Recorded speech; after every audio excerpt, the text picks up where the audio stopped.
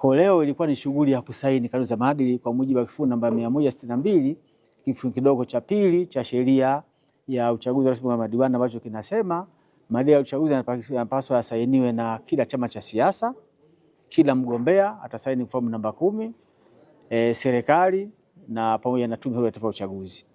Na kinasema maadili hayo lazima yasainiwe na yaweze kuzingatiwa na kutiiwa na chama cha siasa na wagombea na serikali na tume wakati wa kampeni, uchaguzi na utaratibu mzima wa kuyatii na kuyaishi maelekezo hayo.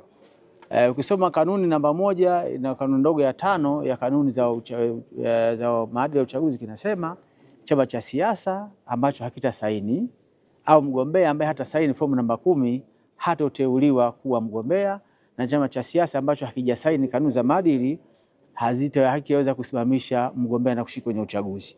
Kwa chama, kama kuna chama cha siasa ambacho hakijasaini, maana yake hakitashughulika na shughuli zozote zinazohusu masuala ya uchaguzi. Na hata kwa uteuzi tutapeleka barua kwenye vyama vyote 18, hatutapeleka taarifa kwenye chama kimoja kwa sababu automatic kimejiondoa kwenye harakati za masuala ya uchaguzi mwaka 2025. Sasa mtu anaweza kadhania kwamba anaweza akasaini kesho. Hapana, signing ilikuwa ni leo. Saizi tunazipeleka kwa ajili ya mpiga chapa aweze kuzitoa kwenye zile serikali, ziweze kutumika rasmi. Kwa ambacho hakikuja leo hakiwezi kutoa fursa kesho. Ilikuwa ni signing leo na kila chama kimepata fursa, na kila chama tulikipigia simu. Na kila katibu mkuu wa chama alipokea simu yetu na kusema mimi nafikiria nitakuja au nitakuja, kwa umejitokeza. Kwa fursa ya kusikilizwa kuja chama vyote vilipata. Kwa hiyo chama ambacho hakusaini maadili ya uchaguzi hakitoshiriki uchaguzi mkuu wa rais, wa bunge na madiwani unatarajiwa kufanyika mwaka huu, na hakitoshiriki chaguzi zingine zote ndogo zikazotokea katika uhai wa miaka hii mitano kuanzia 2025 mpaka 2030.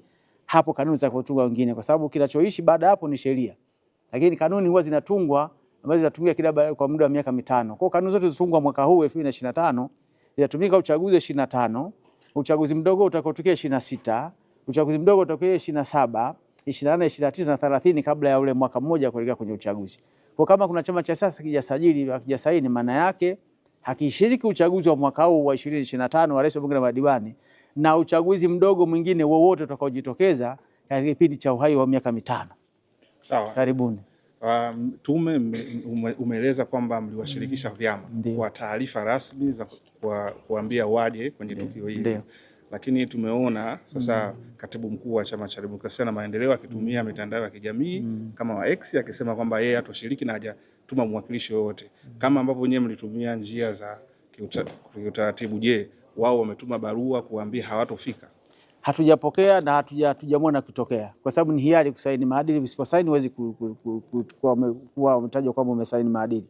Kwa hiyo sisi tuliwatumia vyama vyote barua, na kando wasema tuliwapigia pia na simu za mkononi kuwakumbusha kwamba tupe nani anakuja kusaini. Sasa kama ametumia mfumo huo sawa, kama hajatumia mfumo huo sawa, lakini sisi tulikuwa tunataka hao wamefika kwenye ukumbi huu na kusaini. Akiamua kutokusaini kwa namna anayetaka kuitoa yeye, atoe kwenye mitandao ya kijamii, atoe kwenye nini chochote kile, sisi tulikuwa tunamtambua aje leo. Kwa hiyo hamkupata taarifa rasmi? Taarifa rasmi ni kwamba hatukupata kwa sababu hakuja hapa kwenye ukumbi. Hatukwambia chama kitujibu kwamba nitakuja au usiji. Sisi tujiongeza tu kuambia kwa pafuza imani, kama umesahau unatakiwa uje tarehe 12.